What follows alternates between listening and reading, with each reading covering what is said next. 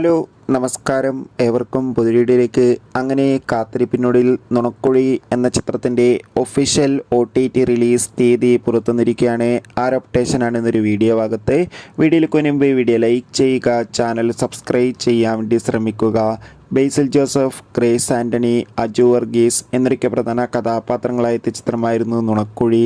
ചിത്രം ഒരു മികച്ച വിജയം തന്നെയായിരുന്നു. അതുകൊണ്ട് തന്നെ എല്ലാ സിനിമാ പ്രേമികളും ഒരേപോലെ ചിത്രത്തിൻ്റെ OTT റിലീസിനായി കാത്തിരുന്നു.